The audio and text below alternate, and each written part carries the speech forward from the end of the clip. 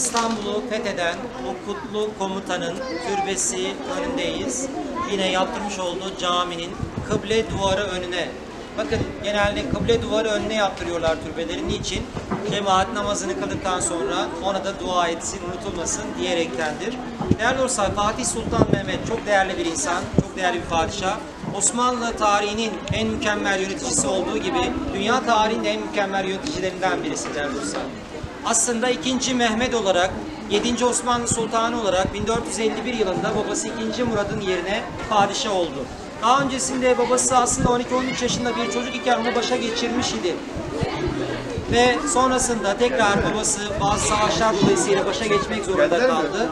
Ve 1451'de babası vefat edince 2. Murat Osmanlı tahtına oturdu. 19 yaşında bir gençti başa geçtiği zaman değerli dostlar. Ve 1451 yılında başa geçtikten sonra ilk önce ayaklanan Karamanoğlu üzerine sefere çıktı. Onu itaat altına aldı, gerisin geriye döndü. Zira onun asıl hedefi henüz Karaman değil, onun asıl hedefi Bizans'tı, İstanbul'du. Çocukluk günlerinden itibaren hep İstanbul'un fethinin planlarını yapıyor. İstanbul'u fethetmeyi çok ama çok arzuluyordu.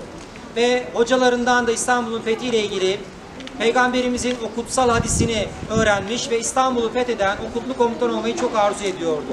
Peygamber Efendimiz sallallahu aleyhi ve sellem asırlar öncesinden bu şehrin fethedileceğini müjdelemişti. لَتُفْتَهَنَّ الْقُنْسْتَانْتِنِيَّ وَلَنِّعُمَ الْاَمِيرُ اَمِيرُهَا وَلَنِّعُمَ الْجَيْشِ Zalikel ceyş demişti. Konstantiniye elbet bir gün fetholunacaktır. Onu fetheden komutan ne güzel komutan, onu fetheden asker ne güzel askerdir müjdesini vermişti.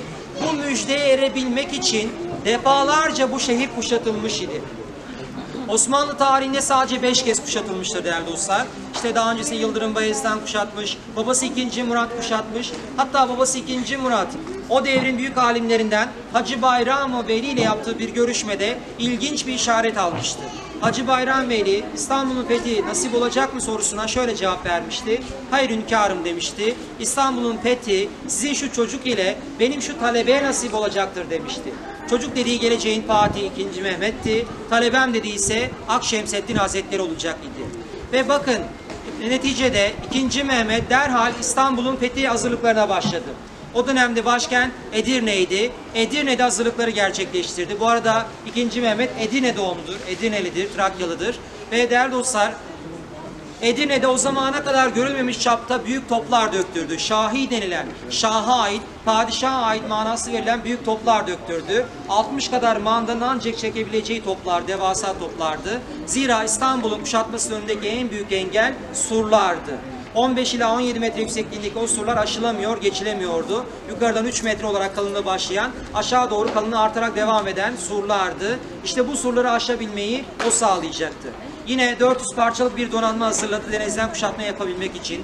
Balkanlara asker yolladığı gelebilecek tehlikeleri önlemek için ve yaklaşık 100.000 kişilik ordusuyla Edirne'den Mart 1453 günü yola çıkıldı ve İstanbul surları önüne gelindi. Otağlar, çadırlar kuruldu ve kuşatma emri verildi. 6 Nisan 1453 günü kuşatma emri verildi. 53 gün sürecek kuşatmanın neticesinde 29 Mayıs 1453 Salı günü sabahında İstanbul'u fethederek o kutlu komutan olmuş olacaktır. Peygamber müjdesine ermiş olacaktır.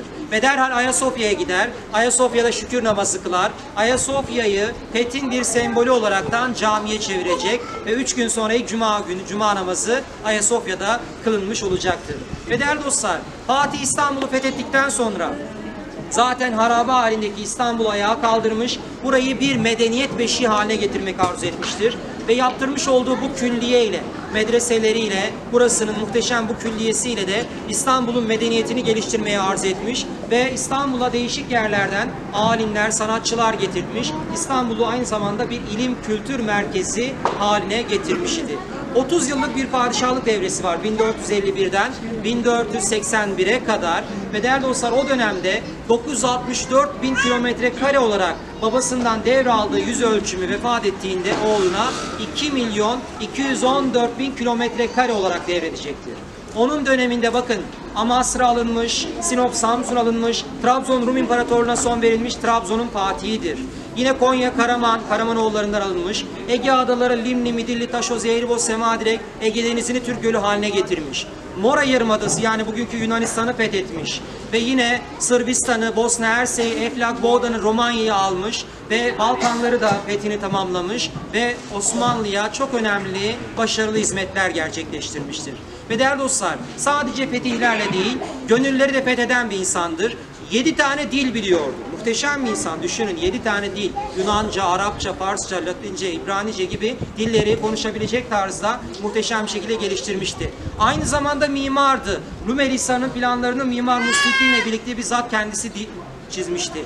Aynı zamanda bir mühendisti. Şahi toplarının mühendislik hesaplamalarını bizzat kendisi yapmıştı. Havan topunu icat etmişti. Aynı zamanda şairdi. Avni Mahlası ile yazmış olduğu şiirler bir divan, şiir kitabı oluşturmuştu.